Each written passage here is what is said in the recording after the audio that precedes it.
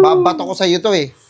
Kung lahat na lang, ang takaw-takaw mo. Kakakain mo lang. Sige, kain. Sige, kain.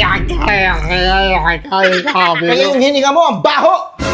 Kain ka ng kain. Hindi ka nagtututbrush, so sasabihin mo, masakit yung ipin mo. Wala ko may merienda eh. Matempohan ko yung bibig mo, kumakain na naman. Sisipain ko yung mukha mo. Sisipain ko yung bibig mo. Gaganunin kayo, no? Ay, ijujudo kita. Gusto mo ba ng ice cream? Ayan, kainin mo yan, yung isda na kulay orange. Bakit kasi yung nilagay mo dyan? Ano na lang, Dunkin' Donut na lang. Kwek din eh! Kwek ka eh!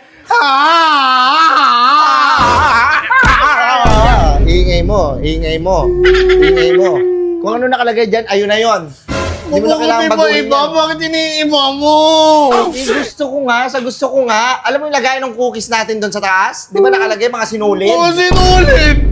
Dapat alam mo na yun. Hindi ka basta-basta nag-e-expect. Yan yung mahirap sa'yo. Yan yung mga mahirap sa mga tao din. Mahilig kayo mag-expect kaya kayo nasasaktan. Hindi yung hayaan nyo na lang kung ano yun nandyan. Tanggapin.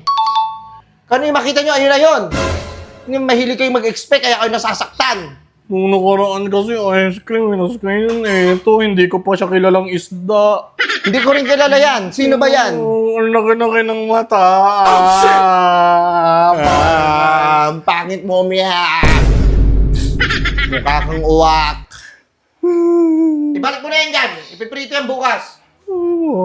Ay.